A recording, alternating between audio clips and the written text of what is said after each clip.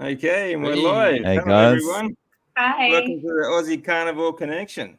I'm DC from DC Learning to Live. We got joined with Limitless Lindy, Dave Mack from Zero Carb, No Carb Life, and we've got Pete from the Primal Timeline. Hey. Okay, so Hello. we didn't Here have we are. actually This is going to be Bonza. That's what Bonza Bonza meat. Chuckers, everyone. Chuckers. It's gonna be a Bonza. It's gonna be an absolute bottler, mate. All right. So what's on the agenda, DC? All right, so we got caught up talking backstage, so we didn't actually talk about the agenda tonight. But well, first off, let's just introduce ourselves a bit, and we'll start with Lindy, just to give the crowd a bit of background. Okay. Okay, I'll try and keep it short. Lindy here. I'm in Melbourne, and 2021, on my 50th birthday, I was around 350 kilos.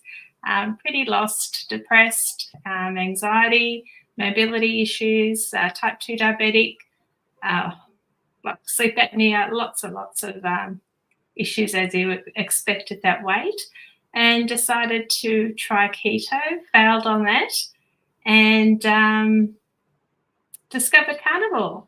And December 2021 is when I officially started Carnivore. I had some coaching with a steak and butter gang, and got into the program. They sort of, just ate meat basically, and it's fixed everything. No longer type 2 diabetic, all my inflammation markers are gone, no longer have sleep apnea, depression, anxiety gone.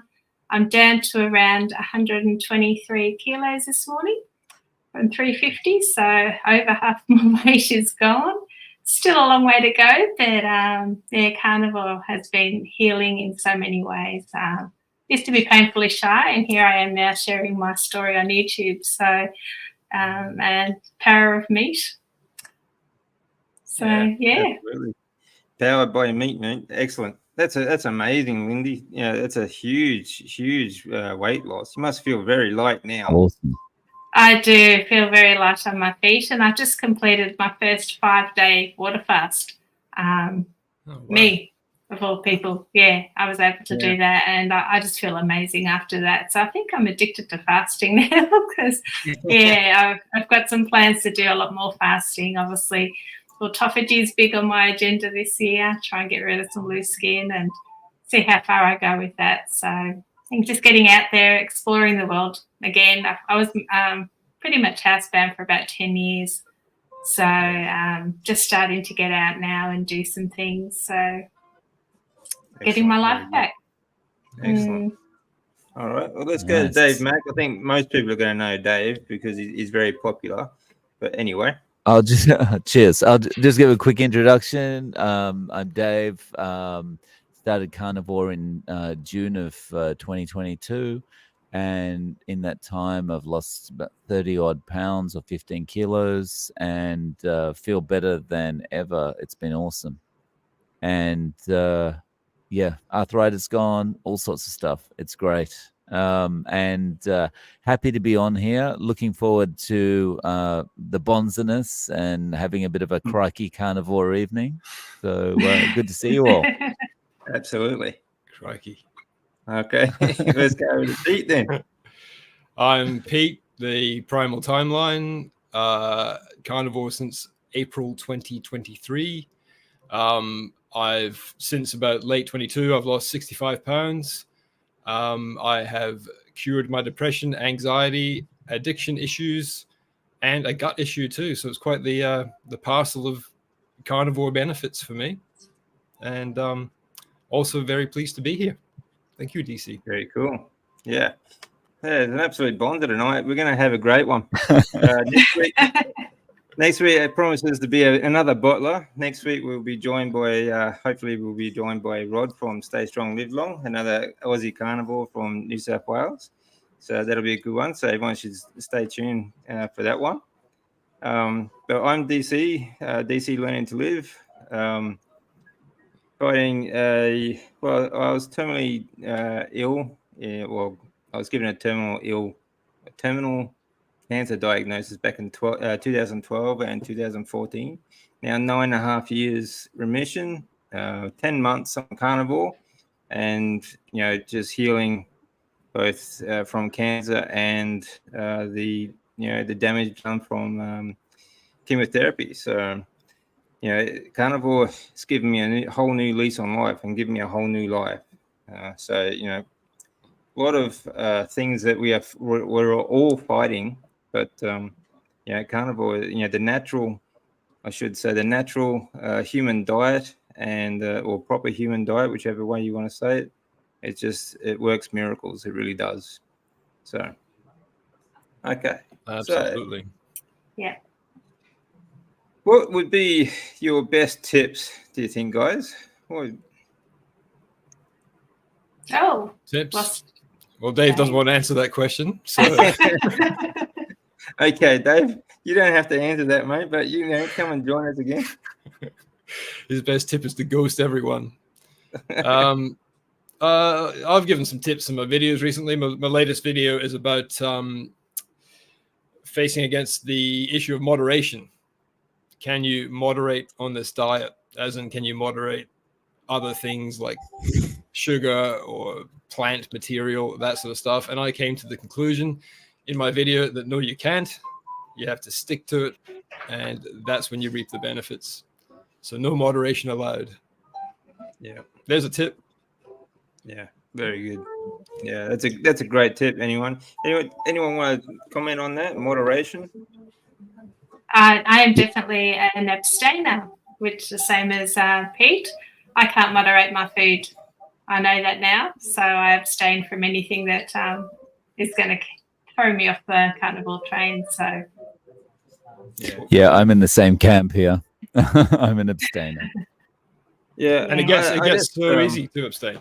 Yeah, I don't think. Even if you can moderate, I don't see the point in keeping the addiction alive. Exactly. That's why I avoid trying to replicate junk food with the carnivore. I don't see the point in like carnivore recipes for pizza and different other things, and it's just junk food that trying to get off.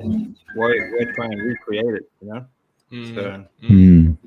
Yeah. And cooking is so much easier, right? Like, you don't have to follow recipes to cook a steak. You just cook a steak and fried egg or whatever else. Sorry, Lindy, you were going to say something. Yeah. I just imitating your comfort foods like, the lasagnas and pizzas and things like that. Why would you want to, you're trying to break those habits. So don't do the recipes. I like to keep it simple. So yeah. I love the simple. I love the simpleness. And I eat my 2 meals a day, which is a dramatic drop. I used to eat 6-7 meals a day, and it just keeps you flat out like a wizard drinking. Yeah. Was that for bulking? I haven't had that one for a while. Was it like 6 or 7 meals? Was that to bulk while you were lifting, or was that just even cutting, like you'd still like just getting lean, you'd still eat quite often, because it was basically education would tell you that to keep your metabolism at a high all the time, you eat every couple of hours. But it's just total garbage.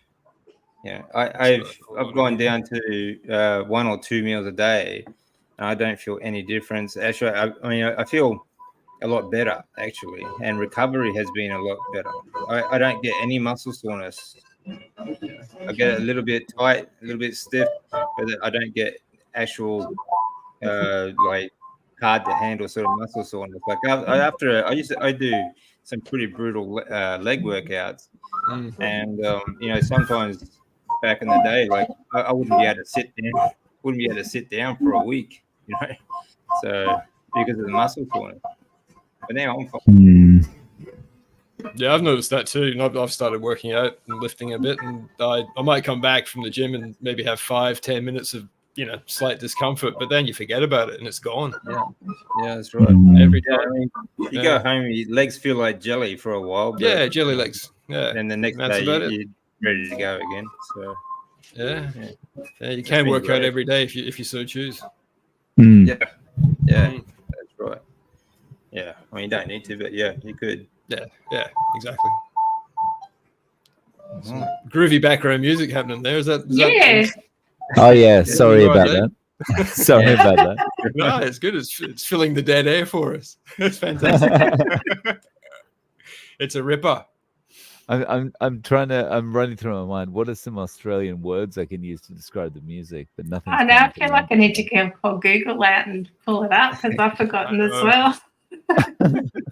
Yeah. We need to ramp it up here, guys. Yeah. It'll get there. We'll get there. Yeah. There's quite a few people in the chat here, which is lovely to see. Yeah, it's great. It's great to see so many people. Hey, everyone. Yeah. Hey, everyone. Just a reminder, if you have a question, just put a couple of cues in front of it so we can see it a little bit easier. It's good to see you all here. So thanks for joining us tonight. It's really good. Thank you. Yeah. Absolutely. Amazing. Yeah. So, I think a tip for me is just being consistent with the diet. Like if you do fall off, get straight back on the wagon. Don't let your failure spiral you out of control for 2-3 days or weeks or months at a time, because I see that so often. It's like you give up. You shouldn't give up. If you have a cheat, just straight back on the wagon.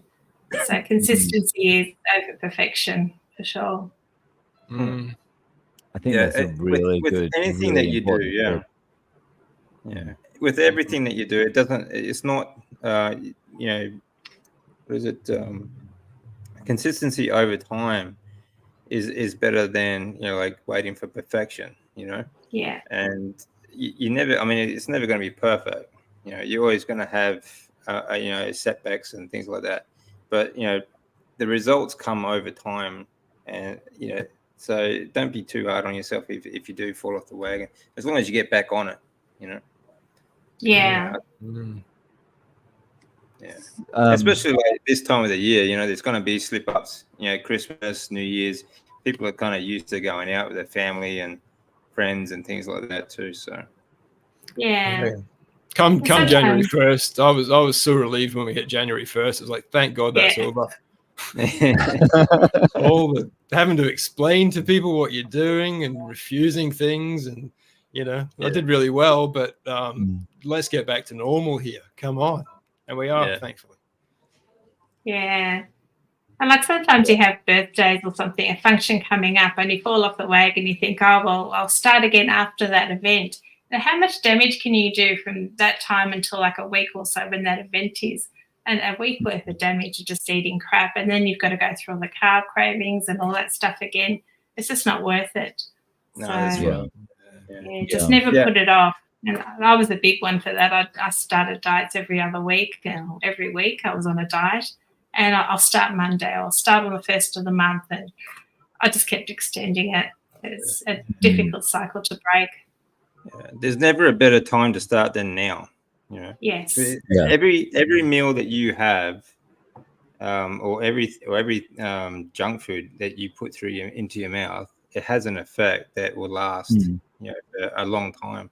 So, getting your gut biome and everything like that sorted out. These junk foods affect you, even the smallest dose. And you think about how long we've been dosing ourselves, our whole lives. It makes a big difference, and you notice, and I think you notice that more now on Carnivore. If you do slip up and you have, I don't know, like a bowl of ice cream or something like that, and like for days afterwards, or even a week or longer, you feel like crap. Yeah, and that's we just got used to feeling like crap our whole lives. Which is nuts. Yeah, that's the thing. Yeah. It just feels normal, right? Yeah, feeling like crap felt normal. How bad is that? Yeah, being depressed and anxious was the norm. That's right. And when you ask for help, in my case, it was try this pill. Yeah, exactly. Yeah. Which didn't work. Yeah. Or the aches and pains. I'm just getting old. Yeah, exactly. Yeah. Oh yeah, I can relate to that. Just getting old. Yeah. Yeah. I was the same. Like after the quake, and I was getting everything back in, like trying to get back on track. And I was training my athletes. I used to train with them, so I started. These kids were starting to run, a little bit faster than me, and they're starting to lift a bit heavier. And I'm thinking, geez, I'm getting old. I was 38, so I was getting really old. Yeah. Oh well. There you go. Oh well. We've got a couple of questions here, guys. Let's have a look. Nice. Okay. How do you work out the amount of protein to eat to lose weight? I don't think I eat enough protein. I'm stalled. Okay. It'd be Can good to I know. jump in on that one? Yeah. Oh yeah. Definitely. I would say I'm just going to talk about the way I eat, right? Everyone's going to be different probably, but the way I eat, I don't worry about it at all. I don't measure anything. As long as I'm not having carbohydrate, I don't worry. And yeah, I've heard a few other people say that, once they start thinking about, I need this much protein or I need this much fat, and they're measuring things, that's where it starts to get confusing. And actually, that's what's going to make you more likely to give up, because it's all just too difficult. Just have the steak. If you're hungry, have more steak. If you realize, I cooked too much, then cook less next time, is what I would say. Pete, Lindy, DC, you got yeah. Well, the only things that have stalled me at any stage in the last 9 months or so have been the times I've indulged in cream and things like that. So there was a period there where I was having lots of pure cream, not thickened cream or anything nasty, but I was making freezing it up and eating it like ice cream because it was carnivore or animal based, and I definitely stalled at that point. So I'm not sure what Linda is eating, but I definitely found adding stuff like that, and that's sort of like comfort eating as well in a way, and I've ditched that. Yeah, dairy definitely causes inflammation for me. I get a lot of swelling, edema, and the scales just goes up, so I stay away from dairy. And if you're having the same meal at the same time, like if you're having 2 meals a day at the same time every day for over a long time, your body can actually adjust to that, and it slows your metabolism down. So you need to keep changing things up. So that's a big thing. And also under eating. If you are under eating, I personally don't measure anything, and I have had lap band surgery. I'm a lap band failure. It didn't work. So I'm restricted to how much I can eat, and so I always have to make a conscious effort to eat a lot more than what I can. So lots of small meals a day, and on carnivore, you don't feel hungry a lot. So I did definitely undereat, and then I find my weight loss stalls, and I have a lot of weight to lose still. And I'm like, how in the hell can I'm not eating, but I'm not losing weight? What's going on here? So I have to actually prime. We do priming in the SPG again. 3 meals a day, just eat like it's your job, and then you can start to feel go off, and that just ramps up your metabolism again and gets things sped up, and you can start losing weight again. So that also helps. Yeah, I think it depends on what else you're eating as well. If you are having coffee and cream, like Pete said, if you're under eating total, I don't think you'd be eating. Depends on if you are under eating completely, that would include your fats as well. It's not just the way to sort of measure your protein depends on your activity level as well. You might find that you might be stalled because your composition is changing as well. So you're actually gaining muscle, which is heavier than fat. So you'll be slimmer. So, this is something I tell people a lot is don't worry about the scale, worry about the measurements. Okay. Measure your waist, for example, and your neck and things like that. Because your composition does change. So sometimes when you're losing fat and you're losing size, you're still actually can be gaining weight because of muscle. Okay. Especially if you've been sedentary for a while, you will just naturally put on more muscle when you go on carnivore, because you're getting a lot more branched chain amino acid as well, which absolutely building blocks for muscle tissue and things like that. So there is that, and it's doubtful that you wouldn't be eating enough protein unless you're under eating totally. My go-to is fats. Like 70% of my nutrients come from fat, because it's just makes for a much healthier lymphatic system and hormone production, and that's ultimately what controls your composition, really. So that's all I would focus on. If you find yourself hungry, you're under eating, just add more meat or eggs, and if you're not hungry, maybe snack on some butter or something like that. Check your measurements, and have a look at your activity level too, because to move fat, to move it at all, fat is carried throughout the body through the lymphatic system, your lymph fluid. So you have to get that lymph fluid moving. The only way to get that lymph fluid moving is by body movement, the contraction and of your muscles. Okay, so that's what I would be doing. Pretty solid advice. Yeah. Next question. How much in gram steak do I need for one meal per day? 500 grams. And that's a good question. Intake. That's a pretty similar question, really. Anyone want to take that? Well, I mean, when I'm active and lifting at the gym, my steak intake can go up to, and we discussed this the other day, DC, and you reckon it might be a bit much, but I can go up to like 1 kilogram of steak in a day in 2 servings, in 2 meals, so 2 500-gram servings. Yeah. But that's quite a lot. So I reckon around 500 grams is probably quite a sweet spot, really. Yeah. Yeah. I mean, again, this depends on how big you are as well, like your weight now, okay, and how much you're trying, like how much of that weight is body fat. So like depends on your composition, your activity, and your overall weight. Like if I am 200 pounds, okay, I have a pretty low body fat composition at the moment. So I eat about 600 grams of steak, 250 grams of bacon, and about, like today I had 10 eggs because I had quite a bit of activity this morning.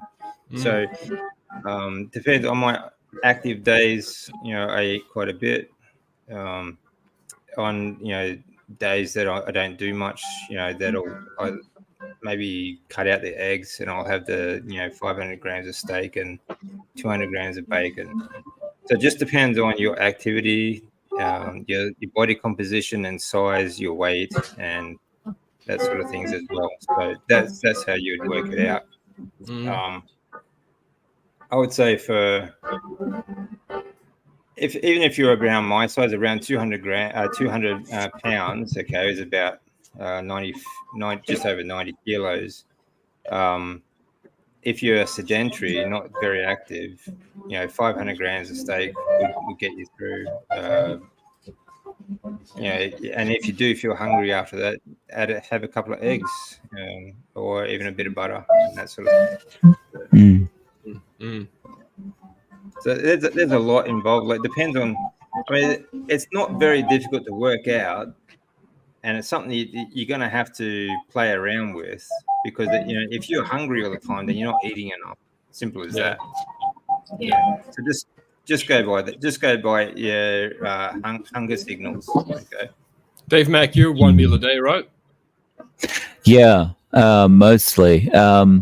And I think kind of along the lines of what DC was just saying there, I think one of the most important things is everyone's going to be a little bit different, like because of how their lifestyle is, whether they're working out, whatever, as you said. So you just got to play around and you'll find that kind of the happy medium where you're satiated and you're still, you know, you can see there's changes happening when you look in the mirror and you're feeling better and stuff.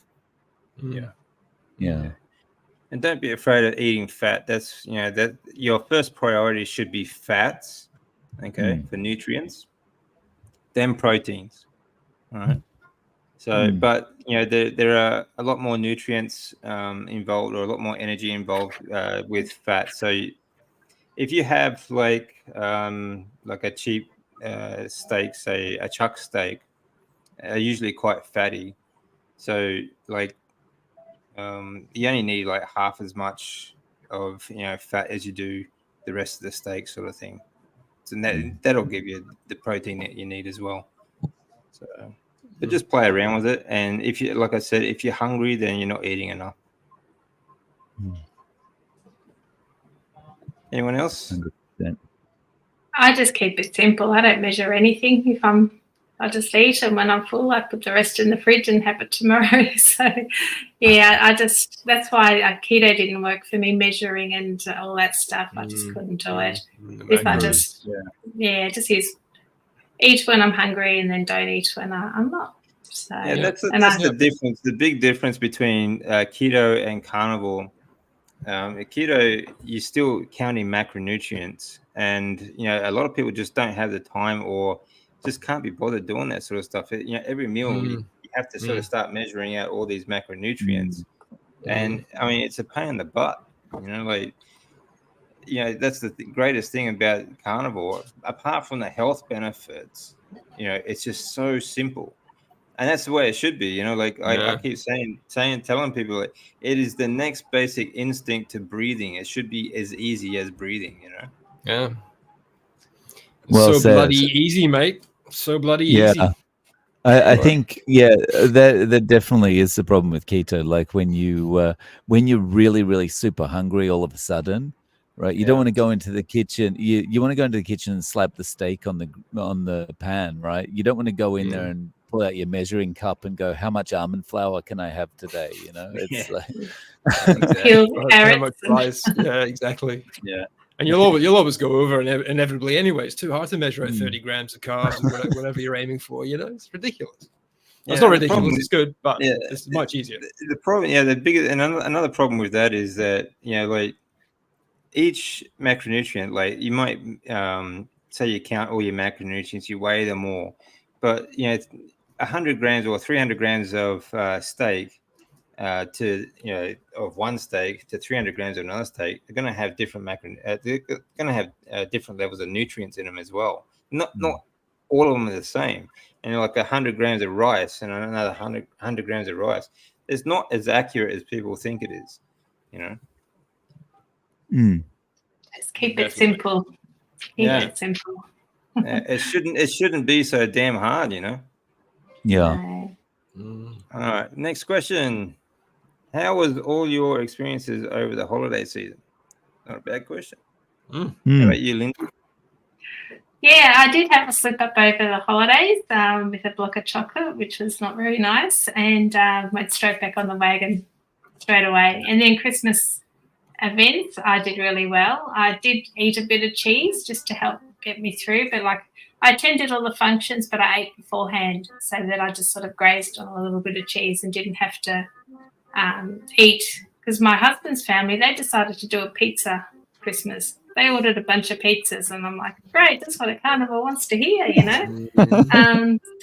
But I just ate a couple of cubes of cheese, and there was a deviled egg I found, and that's all I ate on the day. So that was really good. But then my family, they all know I'm carnivore, and they did the big barbecue charcoal grill, and we had shrimp and prawns on the barbie and fingers and stuff like that. So it was quite nice. So yeah. Nice. So, that's the thing. Like the only carnivore pizza I want is a steak base with a steak topping. Steak on steak. Steak on steak. That's my pizza, mate. Yeah. We had prawns. We had prawns as well, Lindy, and they were for Christmas. They were nice, but they're so lean. You need to really get the butter going when you have prawns. Bit of surf and turf, just put it on top of your T-bone, yeah, and I there did you that. go. That's Yeah, Yeah. very nice. Yeah. Pretty good. Yeah, that's one way to do it. How about you, Dave? You're in Japan, so how did you get through the holidays? I mean, Christmas shouldn't be too much of a hassle, but New Year's they do tie a bit on. Yeah, so the good thing about Japan, as you'll know, DC, they like everything closes over the New Year period, right? So you don't really have many options about where you can go, like go out and eat and all that kind of thing. So I just stocked up the freezer with as much mince as I could, like a week before Christmas, and I just went crazy on the mince over Christmas. So like, I didn't cheat. Like if I had cheated with anything, like knowing myself, I would have, started with a bit of chocolate or something like that, and then I'd just be under the table covered in donuts or something, and then I'd be crook as a dog, mate. Yeah. Crook as. Yeah. How did you go, DC? I was fine, and we didn't do anything. So it's just me and the wife, and it was just business as usual. Steak and eggs all day long. That was it. And so I was good. I had no problems at all. One thing is, do you go to the shrine on New Year's Eve? No, Dave? no, Okay. no. I was in bed before midnight. That's all right. I was in bed before 9 o'clock. Yeah, me too. I went to the city and I saw the fireworks. So yeah, first time Good on you. That's the first time ever in 52 years. I've never been to the city on New Year's Eve. So. Oh, nice. Were they good? Were they spectacular? Yeah, we had a great seat right in front of them, so we got the full view. So yeah, we were very lucky. Yeah. Yeah. I don't go to fireworks shows in Australia. I think they're boring as. Yeah, well, the Brisbane ones are they're a bit lame. They're not as good as the Sydney ones. Yeah. It's nice to get out though. Absolutely crap. Like, especially like coming from like when I was living in Japan. My God, the fireworks displays and they were everywhere. They were amazing. Yeah, they go ballistic here with the fireworks. I'll bet. Okay, we're gonna have a question here. Ketones. Ketones required. I used to check my ketones all the time. I could never get above like 0.3 or 0.5, I think was my highest, until I did my 5-day fast and I got a 3. And I was like, oh, wow. So I have to fast 5 days to get a decent number. Other people can get up to 5s and 6s. And so I kind of threw my meter in the cupboard. I don't use it at all. I don't care. I just eat my meat. Too many numbers to worry about, and it just deflated me. I was like, why can't I get into ketosis? But obviously I'm losing weight still, so I'm not fussed about it. You would be in ketosis, but the level of ketones is going to differ on your activity level and things like that as well. It's not just about the food. But honestly, I don't bother measuring ketones. I mean, it's not. I think people are really overthinking this. Like I said before, it is keep it basic and just trust it, because you will have to experiment and play around with what's going to work for you, like how much to eat through the day and your activity levels, because you still need to move. Just because you're on carnivore doesn't mean you can sit on the couch all day. But don't worry, don't stress. I don't think you need to stress about stuff like that. That sort of people out. Sorry to interrupt, DC. You're right, man. When I did Atkins back in the day, I was measuring my ketones then, and I think, as Lindy kind of said there, it's just something that's gonna make you feel deflated. Because you're actually going for is it going to be purple? Is it going to be like this deep purple color? Am I going to be in ketosis? And and then you feel deflated and you're like, oh, this is not working for me. And I think something like measuring ketones, I think that's a focus of more of a process rather than the result. And with carnivore, you can really focus on the result. All you have to do is go, do I look better in the mirror? Do I feel better? That kind of thing. Don't worry about the process. Yeah. Just eat the meat, eat the eggs, and don't worry. Yeah, and if you're talking about, did you use those like ketone strips, those disposable strip things you tested? Yeah. So they're not accurate either. Their accuracy is really low. So it's I really wouldn't trust those things anyway. Okay. If that's what you're measuring with, I would just take that with a grain of salt. I think Old Guy Carnivore did a video on that recently, actually. He did. Yeah, and he came to the conclusion that your ketone level doesn't really matter on carnivore. No, of course not. Yeah. You are going to be in ketosis anyway.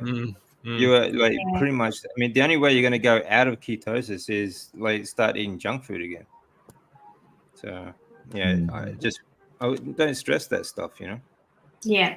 Can I just, before we go on to the next question, can I just say I'm loving how in the comments some people are using Australian slang. It's awesome. Yeah, I love that. If you use things like that. So. Yeah. I believe that's how vegans feel. Yeah, I just think it's normal. You feel like crap all the time. Yeah. Yeah. Yeah. That's a good point too. Blaming health problems on genetics, and it's just another scam. Yeah, it is. Yeah. I was, recently, actually, I was out. It was yesterday and the day before, doing some shopping, and went to a couple of different malls, and I was just looking around. You notice this a lot when you start getting healthy again. The people around you, they look like crap. Honestly, like I'm not trying to ride them down or anything. I'm just saying that health-wise, they look miserable. And for a 50-year-old man walking around like me, fighting blood cancer and the rest of it, I was the healthiest looking one there. It was nuts. And the fact is, because of all this corporate food that we've been eating for so many decades, or about a century or so, we are overfed yet malnourished. We are underdeveloped and completely deformed. We're as a species, we are exactly that. Overfed, malnourished, deformed, and underdeveloped. It's crazy. Yeah, the standard diet has held us back, all of us back in many, many ways. That's right. Yeah. Exactly. And you think about all these so-called nutrition studies that that ridiculous, absolute garbage that comes out. Things like peanut M&Ms are healthier than steak. They're all funded by these corporations like Mr. Gates and all these. Like Coca-Cola, they spend more money on these nutrition studies than the National Health Organization in America. So it's all garbage, absolute garbage. Yeah, I know he wants to vaccinate the cattle as well, but that's a whole other thing. Yeah. You wonder what's going on. Yeah. Okay. So, all right. Can the panel elaborate some on anxiety, the effects or relief that this has stumped me? Well, I can jump in there quickly and just say that it was probably about 3 months in, and I was driving along. I was driving somewhere, probably getting ready for the butterflies, getting ready for that usual anxiety feeling that I would get no matter what I was doing, and it just wasn't there.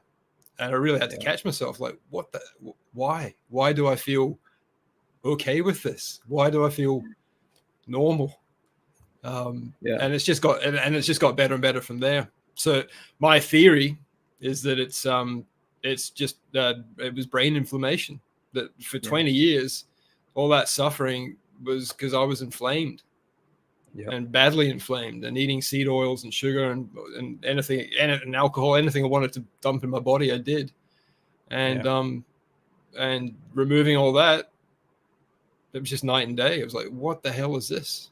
It was surprise mixed with relief. It was fantastic. Yeah, that was my experience. Yeah, I agree. How about you, Lindy? Oh gosh, where do you start? Yeah, I look at 350 kilos. I basically locked myself in the house. I was a prisoner to my own house. I didn't want to go out, be around people. People look at you, stare at you. Couldn't walk anyway, walk around. So, it was really hard. I used to go to sleep every night and I'd cry in the morning because I woke up. I didn't want to wake up. I'd literally hit rock bottom. I wanted my life to be over. Just eating meat, and within a couple of weeks I started feeling better, not as depressed, and I was able to make better choices sort of as my journey continued. Now I still get a little bit of anxiety because I have to get out in the world and live life again and be around people. But I'm actually embracing that challenge now. I want to get out and I want to put myself in those difficult situations, which I would never have done before. So I don't know. It's just like something in my head is now just operating better. And the diet's the only thing that's really changed. So definitely I think the inflammation in your brain or whatever it is. But I can relate to that, Lindy. Like, I was the social... I considered myself an introvert for, that's sort of what I was. Yeah. And, hid away from people. And, I'm sitting here on the internet right now. That's crazy. I know. Who would have thought? What's that about? I was the same. Pretty I've always good. been very introverted. How about you, Dave? Anxiety wise for me, like things improved in maybe 2 or 3 months. And for me, it was if the phone rang, like if my mum called or someone sent me a chat message, or I got an email at work and I couldn't look at the email right then, but I know it had come through on my phone, I'd be panicking. And I wouldn't stop panicking, and I'd be just thinking the worst. Oh, what's going to happen? What's happened? Or, who's been hurt, or, and like, so when I'd finally be able to respond to whoever it was, the first question I would be asking them is everything okay? Not, hey, thanks for calling, I was busy, or something like that. It was like, what's gone wrong? So I constantly had that feeling of doom when, and that, had, for the most part, has lifted, which has been great. And it's not just that; it's the feeling that whatever you do, whatever you try, is going to fail. So it's that was one of the big things for me too. Is I had a lot of anxiety. Especially going through treatment and everything. Like I was in bed for 5.5 years before I could walk again.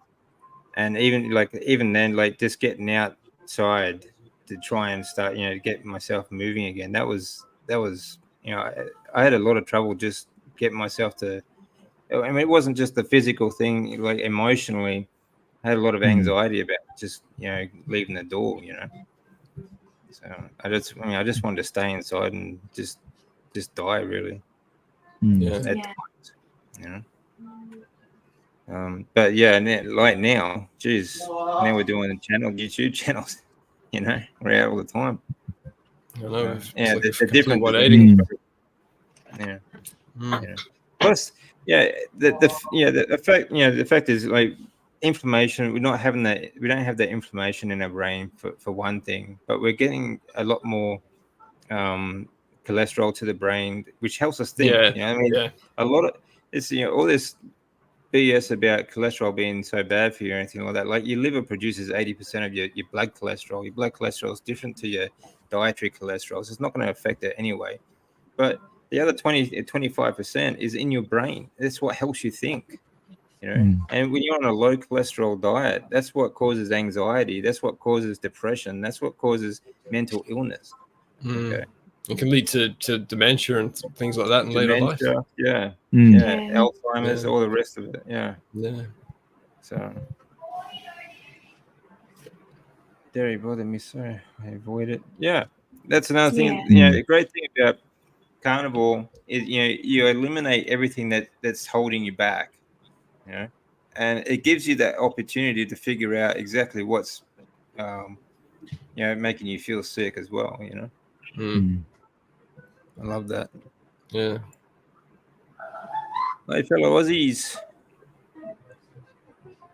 Drina's in Perth. Well, there'll be dinner time in Perth right now, 5:45, I think. Yeah, they're a few hours behind us. Yeah. They're a bit slow over in WA.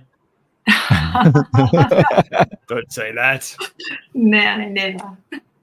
I lived in Perth for a few years. It's a great place. Yeah. Trying to heal long-term gut and mental health issues. Beautiful place. Well, good luck with your gut issues. I can relate to that. I've had some success. It's ongoing, but far better than anything else I've tried for my gut thus far. Yeah, and mental health I think doesn't matter what situation you are in. I think carnivore is going to be the best chance you have of improving it. I wouldn't say cure. It may not cure what you have, because there are some serious issues that may not be able to, but it will make you. It will improve it at least. And I'm talking from I've been stage 4 blood cancer twice. It's a reoccurring type of cancer, no cure, inoperative, and terminal back in 2012 and 2014. So I know it can improve. It does a lot for you. It's amazing what the proper human diet can do. I do intermittent 100%. fasting. First meal about 2 p.m. Is that okay? What do you think? If it feels good, if it's feeling good to you, I'd say go for it. If you can make it to 2 p.m. and eat enough to feel satiated and get on with the rest of your day, it's probably working for you. Yeah. I've heard a lot of people that don't start till about 1 or 2 in the day, and they're doing fine. Yeah, I normally eat later. I don't like to have breakfast. I've never been a breakfast person. So, I had my first meal and only meal at 4 o'clock today. So, but if I do eat 2 meals, it'll be in the afternoon. Yeah. At the moment, I eat my last meal between 2 and 3 in the afternoon.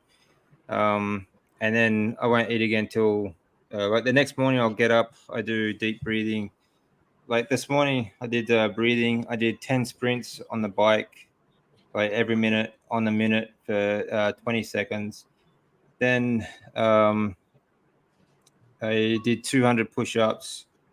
Then I had a bit of bacon and eggs. I went to the gym, did a heavy leg workout. And my last meal was at 2:30, and that'll be the same. That'll be pretty much the same the next day. So I'm fasting, exercising on a sort of like a fasted exercise early in the morning, and my last meal is between 2 and 3 o'clock in the afternoon. So if you are comfortable, just eating that way. I mean, it doesn't matter what time your meal is, as long as you are happy with the results. It's not a bad idea to change it up every now and then, though, because it might help your metabolism a bit. But that's up to you as well. So, play around with it. I mean, I change it every couple of months, or even every couple of weeks. I might have it at a different time. But I wouldn't worry. If you're happy doing that, then there's no reason to change it, unless you like you get stalled and you find it a bit of a struggle. Then just change it up a bit. That's what I would do. Question: I really struggle eating fatty meats. I gag to the point of vomiting. Is it okay to eat more chicken and fish and just add butter to the cooking process? I am also sensitive to eggs. Okay. Now that's a little bit more tricky. Anyone got some advice? Well, they say butter's go on. good. Yeah, butter's a good way to Yeah. supplement the fat. I have heard that fish potentially should be minimized due to the mercury levels in fish. And chicken's obviously very lean, but if you're going hard on the butter, maybe eating lean steak if you can stomach that. What if you crisp up the fat a lot on the red meat? Would that maybe make it easier to stomach? Because I mean, when I was a kid, I remember like if it wasn't really crisp, there's no way I could touch it as a kid. Dave's had a failure. You there, Dave? Yeah, I can see Dave. He's frozen. There he is. Oh, okay. I was wondering who that was. I think I froze too. Maybe we all froze. Yeah, I think everyone. Yeah. Wow. Can you hear me? Yeah, we can hear you now, Dave. Gotcha. That's weird. Cool. All right. So what were you saying? So yeah, when I was a kid, I couldn't eat any kind of fat on the meat unless it was super crispy, and then so maybe that might make it easier to stomach by crisping up the fat. Yeah, I think Michaela Peterson has a recipe for that, just crispy fatty bits, I think she calls it. Yeah, I think she has a short on that. Yeah, that's how she gets enough fat, because she just does mainly line. So does that involve an air fryer by any chance, or does she probably? I haven't actually seen it. Yeah. Okay. Yeah, but I love my air fryer. It's the best. Me too. Yeah, it's good. Yeah, they're really good. Yeah, I think a lot of that is probably like a mental sort of trying to talk yourself into that sort of stuff. I was the same when I first started Carnivore, because my whole life I'd been talking, preaching lean meats and that sort of stuff. So trying to get my head around eating fat, actually, I would gag a bit, because it was something I'd always avoided. So it took me a long time to actually come around and actually enjoy the fat. One thing that did help, though, is cooking the fat to the point where it is crispy on the outside, at least. Now, I mean, I just chop up beef fat. I get a couple of kilos of beef fat from my butcher, and I'll just dice it up and I'll just eat that straight. I'll crisp it up in the air fryer, and I'll just eat the fat by itself. So it just takes getting used to. It really does.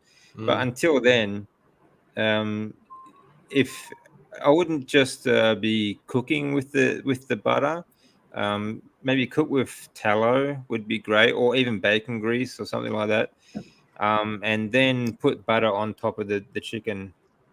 Okay. Eat it. Even just eat butter by itself. I do that still now. Like as a snack, I'll just eat butter. I'll just cut a slice of butter and just eat that like that. So that's another way to get your fats in. Okay.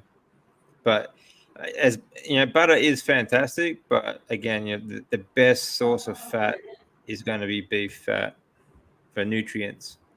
Okay. Yeah. If you can. Okay.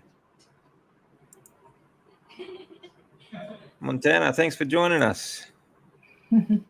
Hey. Hi. Hello. Yeah, that's good too. I just eat till I'm full. I get hungry later, just eat again. Exactly. Yeah. One meal or 2 meals a day. Yeah.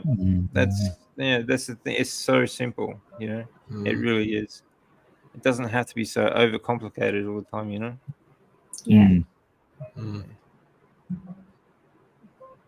I guess that's the variety that we get. We don't get, the extreme variety of choice that you get in the standard diet, but you can mix it up in terms of when you eat and how you approach that. Yeah. You don't have to be tied to certain meal times or anything. There are different kinds of meat. and like Yeah. you get some nice fatty seafood and things like that. If you want to break it up a bit, but honestly, I don't. I've got a very simple palate. I'm very happy with steak every day. I haven't had any trouble with it at all.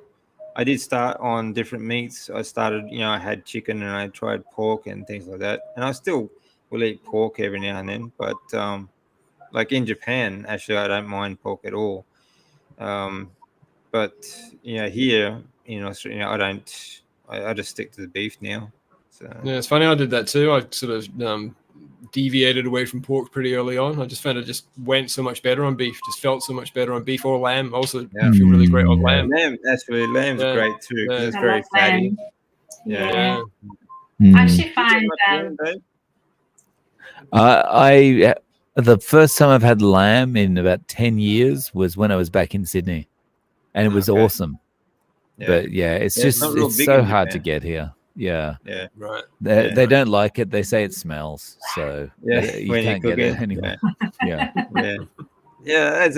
found that pretty funny actually. Like, they're not big on lamb over there, but actually, when I was back in Japan just a couple of months back, there was a butcher just at the end of the street where I used to live, and he has like meat from all over the place. He has all kinds of meat, like crocodile, alligator, and kangaroo, and all kinds of exotic meats and things like that.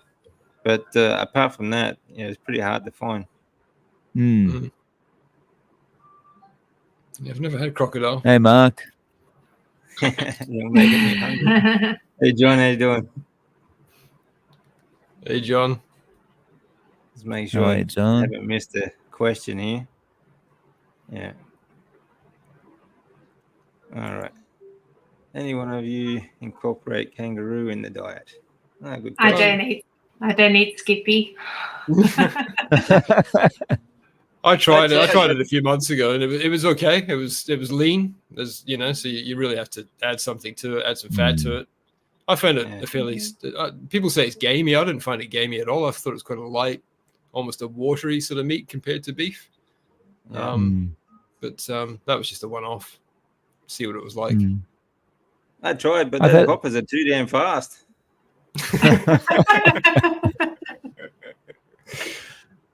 I've had it a few times, but it's kind of, I felt like nothing special, and of course, no fat, right? Lean it's too lean. Yeah, we've had them hopping down our street occasionally because when we had the bushfires, they all came down this way. So occasionally there's one bouncing around on the freeway and people are running around trying to catch it. It's a bit sad. Yeah. Hey, Angie. Must be one of yours, though. Glorious evening. Yeah. Hey, Aussie. Yeah, Angie's been. I interviewed Angie a few months ago. Okay. Hope you're all well. Carnivorous, glorious carnivore day. Carnivorous day. Thanks. Okay. You all have glowing complexions. How soon did you see improvements in your skin, if any? God, I don't know. I've never really noticed. How about you, Dave? You're pretty. Yeah. Always glowing. The first month, actually, it was probably in the first month that I noticed. It just sounds a bit maybe sounds a bit weird to say this, but like it seemed a bit oilier, like not so dry looking or whatever. So I can relate to that. Yeah, just more moist. Skin. But one thing is another thing is I don't use the body soaps I used to use either. Now I use a tallow soap. That helps. Me too. Because it's not just about the foods that you eat where you get all your chemical poisoning, and the stuff that you put on your body as well. There's the soaps and shampoos and things like that. It gets absorbed into your endocrine system where all your hormone production is affected. So it's something you should think about as well. It's not just about what you put into your body, but also what you put onto your body. Okay. So just try and avoid the chemicals as much as possible. and live as natural a life as you can in this very, very unnatural sort of situation. Your skin has a microbiome just like your gut does. That's right. Yeah. It's the second biggest organ in your body. So yeah. Nice one, Joe. I get up at 4 to 4:30 every day, so I can relate to that.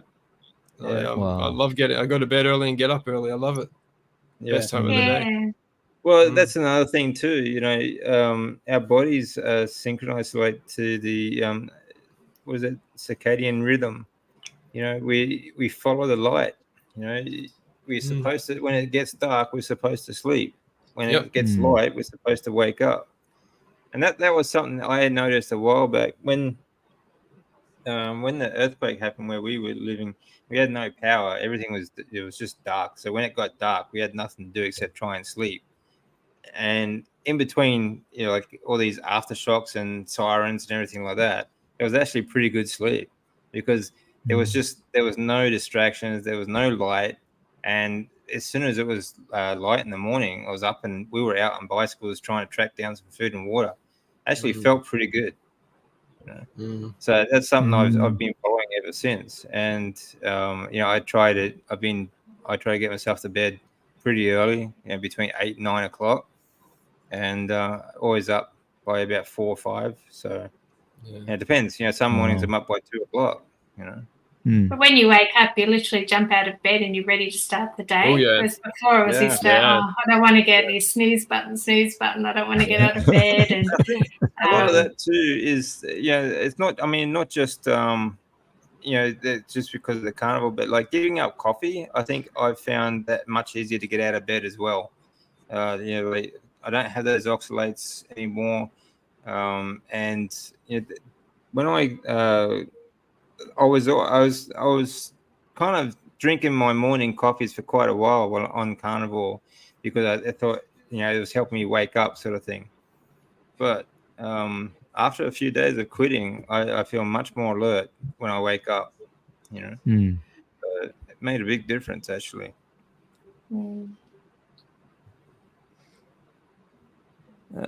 Yeah, congrats on your new channel, Primal.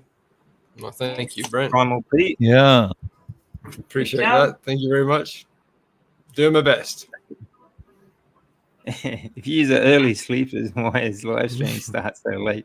Yeah, well, that's a good question. That's a good question. Yeah, I'm not an early sleeper. Yeah, Yeah. we weren't real sure of everyone's schedule, so we figured to just start this one tonight at 8 o'clock. But next week we'll be doing it at 6 o'clock Queensland time, Tuesday night. Okay, and maybe from then on. So just getting things started. Yeah, don't measure ketones. I agree. There's no need to. No. You know, the thing is, your body knows what to do if you just get out of its way. All right, it's incredibly resilient. If you just give it the right food, your body will do the rest. That's all you have to do. You know, that's it. So if you think about it, it's very simple. Trust the process. Trust the process. Yeah. And we're the only species that thinks we need to manage things. Or thinks we can manage things with external influence. Yeah, exactly. Yeah, we think we can.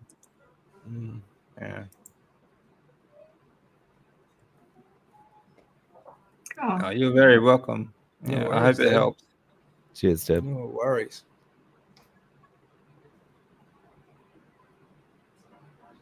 Okay, just trying to find some more questions here. There's plenty of chat going on. Not sure about questions. Yeah, plenty of chatting going on. That's good. That's all good. It's very good.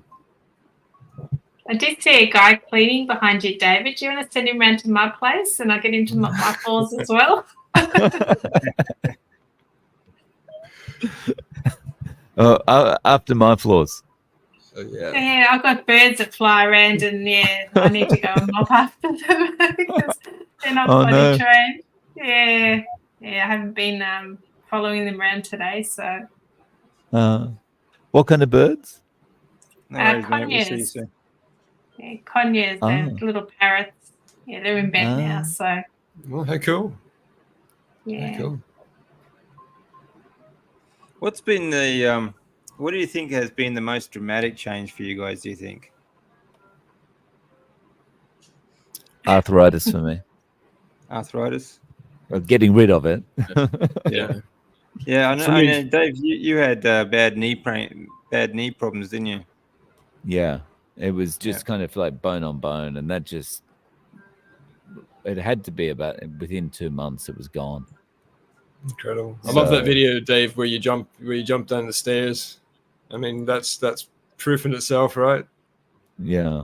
Incredible. Yeah. What about you guys? It was mental stuff for me.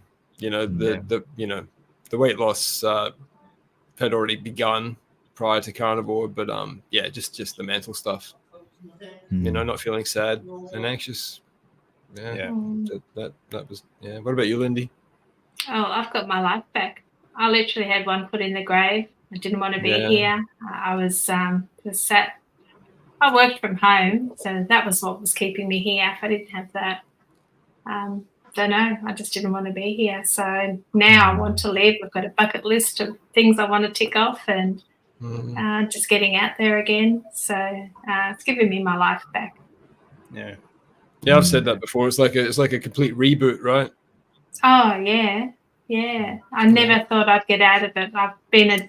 I failed on so many diets. I failed lap band. I mean, the doctor promised me that would fix me, and I did everything the doctor said.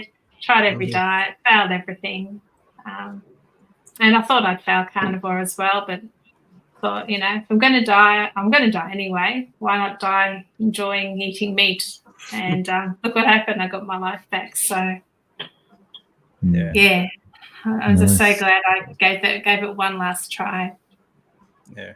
Yeah, I know what you mean. Like I could manage a ketogenic diet pretty well, basically because of my training and things like that. But for a long time I was feeling exactly the same. I just didn't want to wake up. I was stuck in bed, and it just didn't. There was no hope of a future.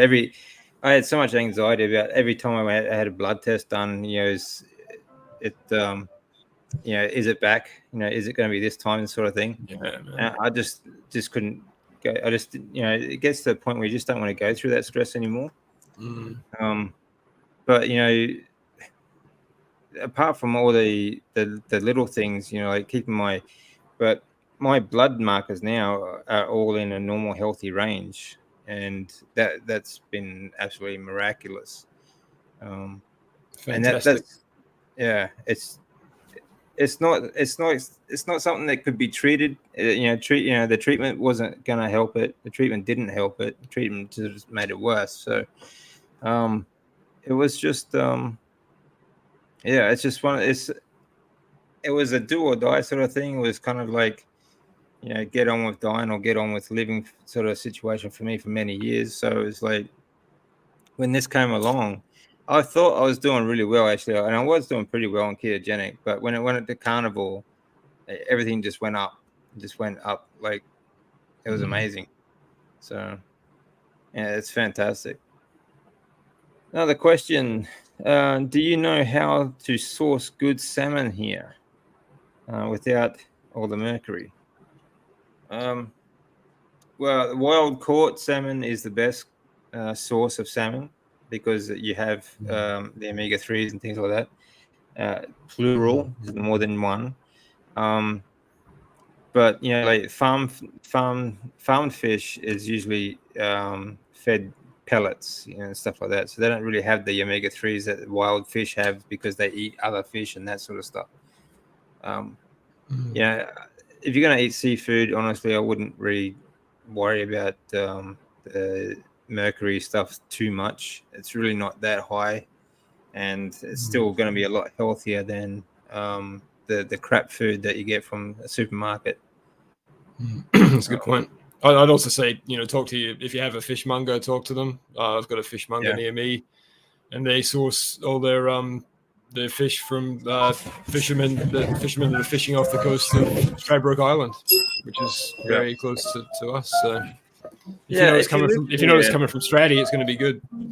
Yeah, that's right. If you live near a coast, or not too far a drive, just go down to like some of the wharfs and talk to some of the fishermen. They're usually pretty happy to help anyone. So, there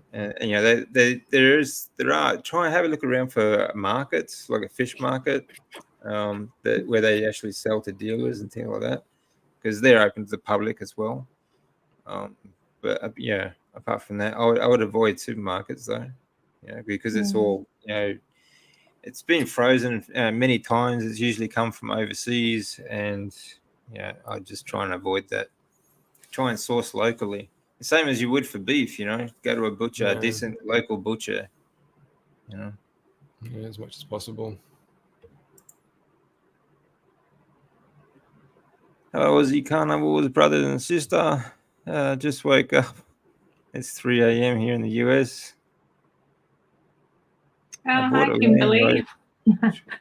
Yeah, Kimberly. Yeah, I just cook mine in the oven. I just roast it. But what I've been doing lately is then I transfer it to the slow cooker and pop it in the slow cooker for maybe 2 or 3 hours, just with maybe 2 cups of water. And it just pulls apart, and it's delicious. And I'm really loving the more soupy consistency of my meat. And then if there's any broth left over, I'll just throw my steaks in there and then just slow cook that as well. For the next day, it's like that meal that just keeps giving. Love it. Yeah, I haven't done a lamb roast for a while, actually. I've just been getting like steaks and just cutting them up and frying them. Actually, might do that sometime. How about you guys, Dave? Pete, do you do a lamb roast? Not me, no. Occasionally. I've got a barbecue at the back, a smoker, so occasionally I'll do something that takes a bit longer to cook. I've done brisket before as well, beef brisket. I've done a 12-hour brisket that's turned out pretty good. Good fun. Nice. Sounds good. Built the snake out of charcoal and all that sort of stuff. That sounds good. Yeah. Okay, question: organs. I hate them. Yeah, I hate them too. Yeah, my favorite organ is lamb heart. I do actually still buy lamb heart because it's close to a muscle meat anyway. The heart is a muscle, and I quite enjoy the taste of that. But liver and whatnot's a bit too much. How about you, Dave? Sorry, I'm just taking care of a troll at the moment. Hang on a second. Oh, okay. Swiping trolls.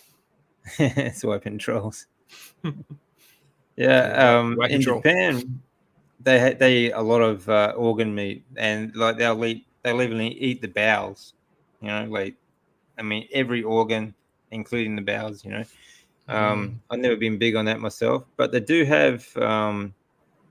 There's a liver dish there that I don't mind. Actually, it's quite nice, and when I'm there, I do eat a bit of liver, but I don't eat liver usually, or any other organ meat. So I just stick to steak, and I'm good. I feel great on that. Actually, I haven't had any problems at all.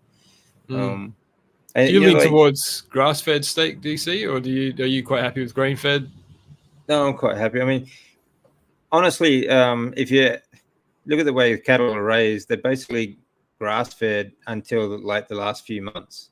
Yeah, then they're grain finished. Yeah, then they're grain finished. So it's really not that big a difference. And I don't see that the last few months going to pay like an extra $10 a kilo for a steak sort of thing. That just seems crazy to me.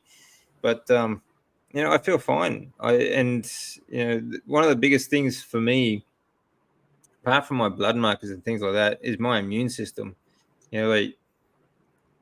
I know people say, if you have a lot of organ meat, you get all these, it's like a vitamin shot and that sort of stuff. But I find that if I increase my fats, my immune system has gotten so much stronger. Whereas before, a cold would put me out, would put me back in bed for months because it would just keep coming back on me. I had nothing to fight it with.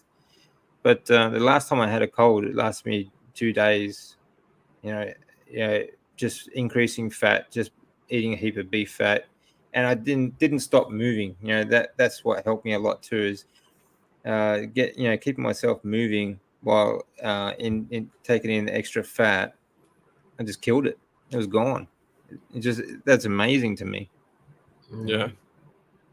So I don't really need to worry about the organ meat stuff. How about you, Dave? Do you eat organs?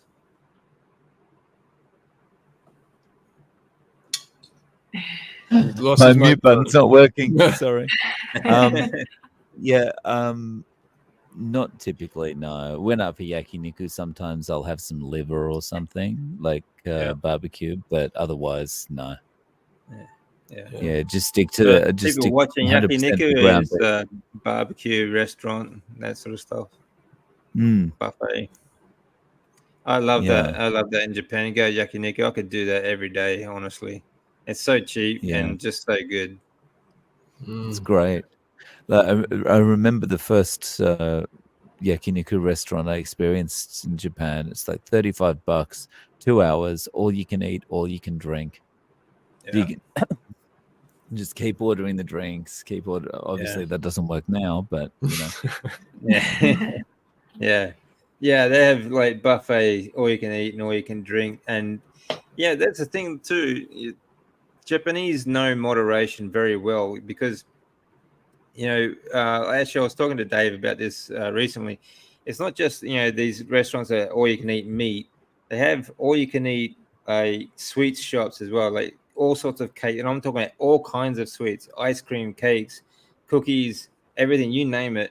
And it's all you can eat for like hours at a time, and including drinks and things like that. They have like the most amazing bakeries and cake shops and things like that all around Japan, and it's so tempting. The hardest part about being carnivore in Japan is the temptation around you, but meat wise it's just fantastic as well. So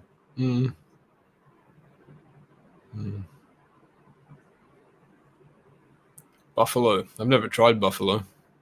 I'd like that. I think I'd like to give that a try. Hopefully I'll get over to America sometime and same. Well, I'd love to do that. And elk, that's another one I've never tried. That sounds pretty good. Yeah. If it had a face and it eats grass, I'll eat it. Yeah, and a ruminant stomach. Yeah. Hi, Terry. Hello. Hey, Gary. Yeah. Oh, Kevin, how you doing, man? I just clicked on that boy. I just saw the cues and how you doing, mate? The most unexpected benefit. Yeah, good question. That I didn't fail. The only time I didn't fail. That was unexpected for me. And I'm still going strong. It's so damn easy too. You go to the shops and you skip everything and you just grab your beef and you grab your water and you're on your way. That's a massive benefit. Yeah. It simplifies everything. My whole life is simplified now. Like I've been minimalizing my house, cleaning the cupboards out and getting rid of things, and like that minimalistic menu has now translated to my home and everything. It just feels like a mountain's lifted. I just love keeping everything simple. Yeah, I think that a lot of that benefits comes down to the mental clarity. Yeah. How about you, Dave? I think probably the unexpected benefit for me was the improvement with the stroke symptoms. I never expected that, and being able to walk better, have better balance, things like that. That was just awesome. I'm the same actually. The damage done by chemotherapy, the mental health has been like the most unexpected. Actually, I figured there would be well, I was hoping for blood, for my blood to get healthier, but that was all I was really focused on. Everything else is just a bonus, you know. The weight loss and joint health and all that sort of stuff is just a bonus. But I never actually expected my memory to get improved, my concentration to improve. Just so much damage, you know, after having my brain fried, basically. It's just, I mean, like I still have trouble speaking every now and then because you're trying to get the words out, sort of trip over my tongue, but it's improving, you know, and you know, that was very unexpected. I didn't even think about it. I didn't think it would be possible, but it is working miracles. It absolutely is amazing. So that's one of the reasons why I can absolutely believe when I see these doctors telling me, or like on YouTube saying that, you know, Parkinson's and Alzheimer's and all this sort of stuff can be cured by a ketogenic diet. I absolutely believe that. You know? Yeah. Yeah. I've also benefited from some serious muscle growth from being a skinny lad to having a little bit of bicep. Rather tough. That's a benefit. I just saw that little bump there. Yeah, there's a little bump. Good. Yeah, shut up, DC. Shut up, Mr. 200 pounds, buddy. It's good for me, pal. It's good for me. Snow day. Nice snow day today. Snow day. That sounds nice, actually, Kerry. I'd love to see some snow this time of year. That's one thing I miss actually about Japan is a white Christmas. I used to love that. Yeah. That's on my bucket list. A white Christmas is on my bucket list. Yeah. Yeah. That was also part of one of the problems I had back then, though, was that when it's very rare that my wife and I actually had a day off together because we're always very busy while we're living there. Always something going on.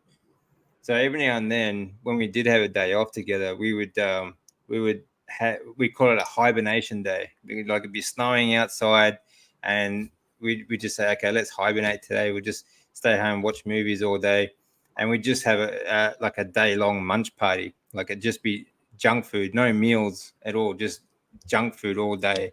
You know, because you go to a convenience store in Japan, you can just pick up stuff that's dead cheap.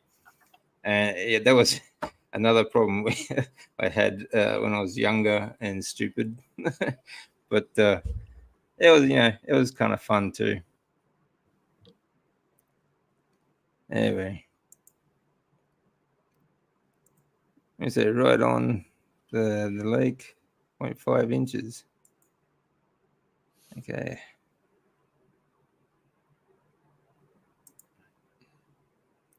I'm retired. Every day's a snow day. That sounds nice. I'm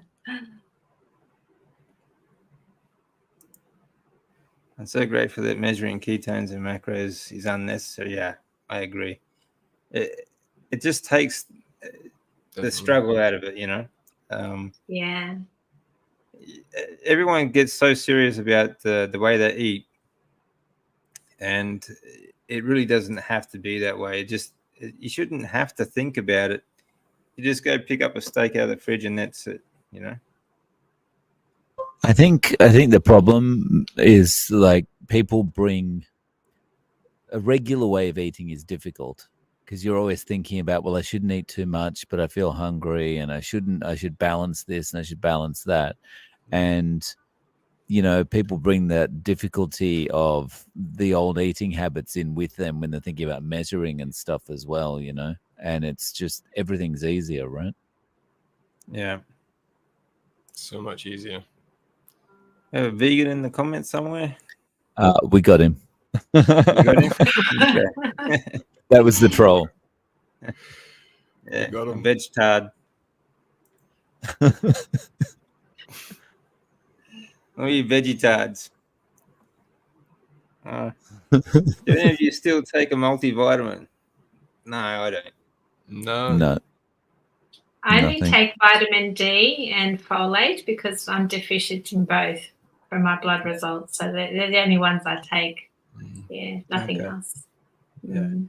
I Yeah, I occasionally mean, add collagen to my coffee that I have occasionally, but that's the only thing I'll supplement with, just some beef collagen, but nothing else. Yeah, I think you need to be careful about supplements. See, problem is supplements are basically made by pharmaceutical companies as well. Okay, they're not regulated, and you'll find that a lot of ingredients. I'm still working on something about that now, but a lot of ingredients in the supplements that you do buy are actually like these binding agents that they use, seed oils and things like soy and things like that. So make sure you read. A lot of them don't have to. They don't actually have to put the total ingredients on their labels either. And as long as it's just a slight element of these supplements or these elements in the supplement, they can package it and label it as that supplement. Another that most supplements will break down in your stomach, okay, because they are not like lipid soluble sort of thing. So if you do take these supplements, vitamins and things like that, if you need them, try and have them with a fatty meal, because the fat will help protect them to the point where they get to the digestive tract, so they can be absorbed. But again, just be careful. Make sure that none of them have things like seed oils and things like that in them, because then you're just poisoning yourself. Okay, and especially cheaper supplements will have that a lot actually. So just be careful with that sort of stuff. I find if honestly you get vitamin D3, K2, and everything else like that from fat. So if you are deficient, the most absorbable source is going to be beef fat, okay, and fish fat and other sorts of animal fats, okay.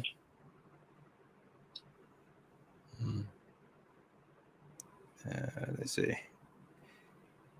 So what was I mean, that was an unexpected benefit, and we've done best benefit. What about something smaller, other benefits that you didn't really notice until like much later? Making us think it's late. Actually, we've been going for quite a while, so actually we might leave it there tonight. Been going on for quite a while. It's about an hour and a half now. So any more those advocating studies on mercury and fish? There is one question right down the bottom, DC, from Margaret O'Regan, an 80-year-old Brisbane lady that needs help with both heart failure and breast cancer. Oh, okay. Can you see that one? Look. Hang on a second. Maybe wrap up with that question. Actually, John's got a good point here though too.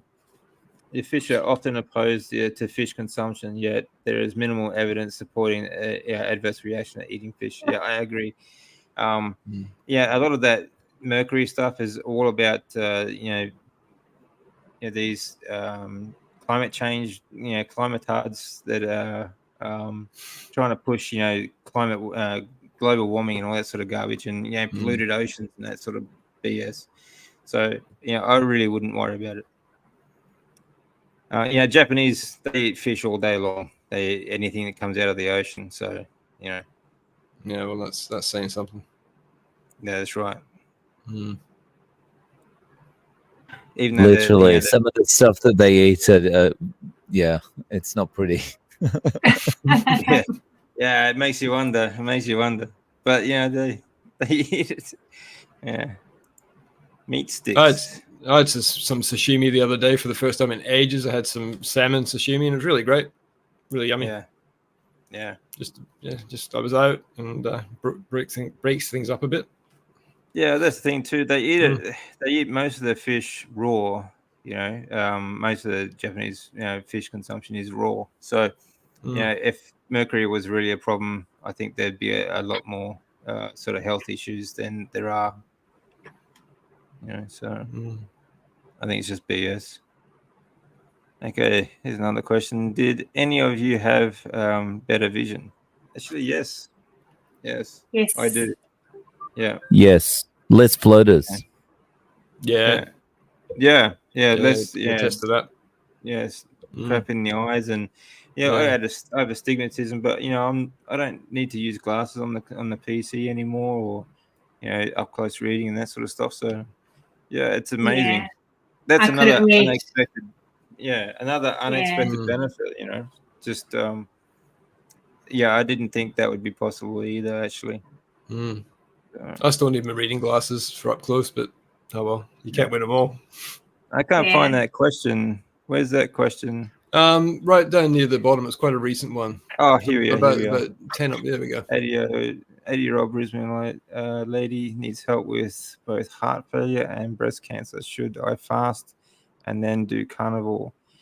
I worry about the heart meds I'm taking in combination with fasting. Yeah, that's okay. We none of us are doctors, and we don't know your situation exactly, so we can't give you exact medical advice or tell you what you should do.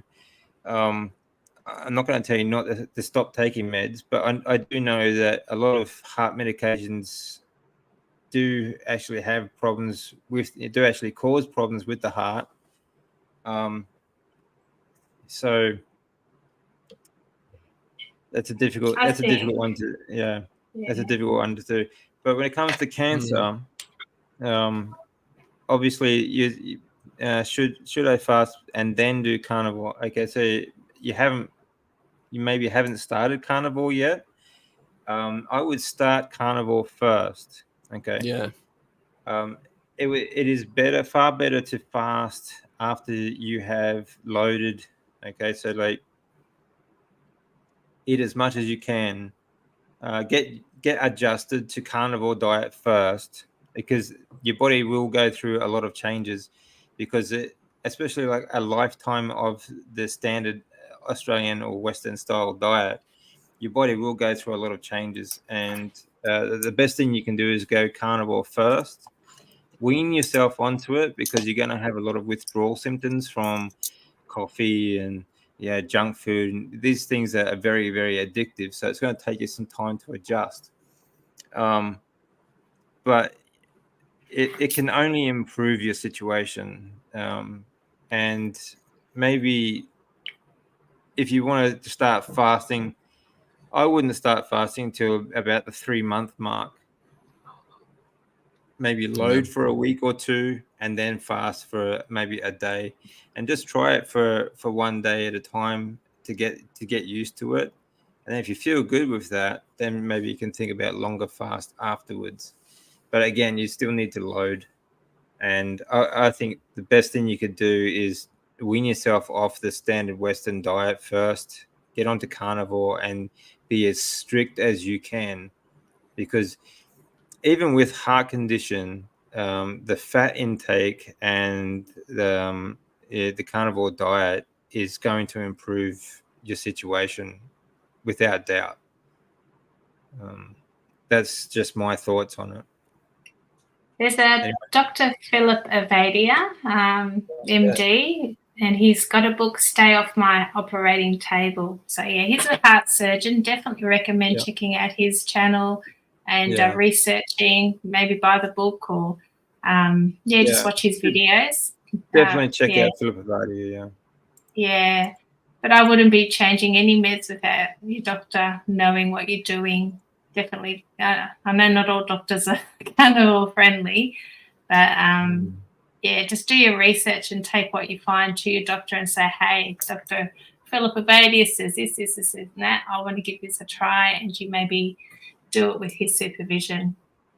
Yeah, for sure. Let's see. Okay. Here is a video. I'll just put a link in for you. This is Philip Avadia. Okay.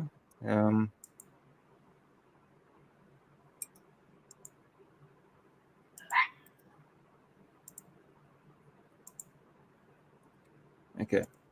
This is Philip Avadia speaking with Dr. Ken Berry. Okay, I'll put the link in the comments here. Now, that's just an example. Philip Avadia is a heart surgeon. He's a great guy, and yeah, you should definitely do as much study on that as you can. But apart from that, your first step should be at least starting the carnivore diet now, because everything that you put into your body is going to have an effect. Okay, for every meal. So don't wait till tomorrow. Don't wait till next week. Okay, start now. All right. It makes all the difference. It really does. Okay. But I can attest, from my blood cancer, and from recovering from chemo and all that sort of stuff, you absolutely can improve any situation. It's certainly going to give yourself a much better chance anyway. So that's how I would approach it anyway. Agreed. Yeah. Okay. Yeah, I love that. Yeah, Ken Berry and Dr. Avadia, they're great. So I hope that's helped you anyway. I saw one last question. Is next level adding long fast to carny diet? Thank you. Well, Lindy's just come off a 5-day fast. How do you feel, Lindy? I loved it. I felt amazing afterwards.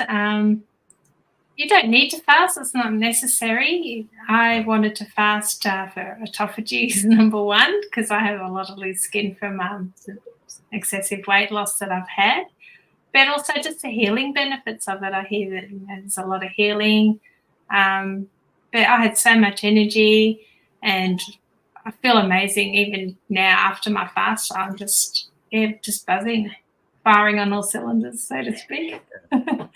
Yeah. It's been good, but it's taken me 2 years to get to the stage where I could actually fast. I haven't been able to do that before, so I'm pretty amazed that I was able to. There you go, 5 days, 16 hours. Wow. Well done. Yeah, see, that's a good thing, a good point. It took Lindy 2 years to get to the point where she could do that 5-day fast. So, yeah. How about you, Pete? Have you fasted? No, I'll occasionally sort of go from like midday. I'll stop eating at midday and then maybe eat sort of 1-2 the next day. Yeah. Every now and again. So just intermittently fast. I've got some more gut healing to do. So I do intend to give it more of a bash down the track. Yeah. How about you, Dave? I've done a couple of 48-hour fasts, and like towards the end, you feel great. And wake up really early. Just feeling more energy than I've ever felt before. But I wasn't able to do a 48-hour fast until I was like 3, 4, 5 months in, I think. Yeah. Yeah, that's what I think. You need to at least get your body adjusted to the carnivore diet first, and let it do some healing before you start doing some fasting. I've done a couple of 48-hour fasts, but that's as far as I've gone. And I don't really, intermittent fasting, like you just don't feel hungry. When you get to a point on the carnivore diet, you just don't feel hungry. So don't bother eating, and it's great. I love that because you can just fit so much more into your day. You just don't have to worry about eating at all. Yeah, I love that feeling. But yeah, it's something. Don't rush it. Don't rush into it. Anyway, I'll just go back to this one, Margaret. I hope it helps, the advice that we've given you. But my advice, start the carnivore diet and maybe try and find a good a doctor that will help you as well. But yeah, Philip Avadi is a great guy too, and well worth your time researching. So, okay, guys. So if there's no more questions, we will leave it there tonight. Until next time, next week will be next Tuesday at 6 p.m. Queensland Australian time. So we will see you all then. Yeah, All right, we'll bring more Aussie catchphrases next time. Yeah. Cheers, guys. Very Thanks good. for tuning in. Have a Bonza week, and we'll see you then. Cheers, guys. See ya. See ya. Cheers. Bye-bye. See ya. Bye. Bye.